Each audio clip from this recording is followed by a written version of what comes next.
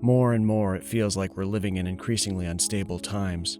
And if you're anything like me, you're always living in fear of financial ruin because of the constantly rising price of ketchup. Do you realize that if you're buying ketchup at this moment in time, you can be spending over $20 a gallon for it? Or over $30 a gallon if you're paying for fancy ketchup? That's like 5 times the price of a gallon of milk. That's almost 10 times the price of gas. What law-abiding citizen can afford that? That's just way too much to meet my ketchup needs. Now, I know you're scared, but don't panic. I have a plan. Step 1. Save old ketchup bottles. If you're smart, you're doing this already. Rinse them out, put them in a cupboard somewhere. This will save you the time, effort, and expense of having to find new bottles and make new labels. And it has the added benefit of giving your guests the brand name recognition they've come to expect. They'll think you're giving them the good stuff. Step 2. Nowadays, most gas stations have a hot dog roller. This means they have free ketchup. And ketchup packets usually aren't difficult to find there, so when you do, fill your pockets with as many as you can fit, but try not to be noticed. And if you are approached by any cashiers or other employees who say something like, "Is there anything I can help you find?" just say, "Yes, I would like to rent a ventriloquist dummy for a couple of weeks, since mine is currently in the shop getting repairs. Where is your puppet rental section?" When she apologizes and says they don't have anything like that, you're free to go.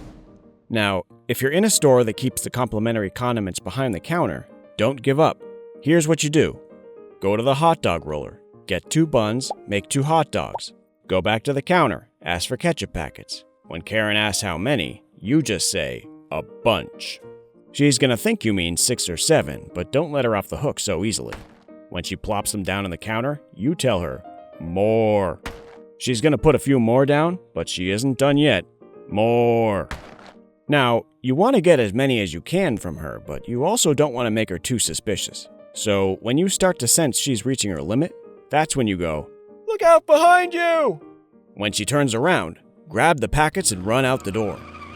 Now, the next stop on your ketchup harvest, and this should be obvious, is fast food restaurants. These places leave their ketchup right out in the open, and it's almost never guarded.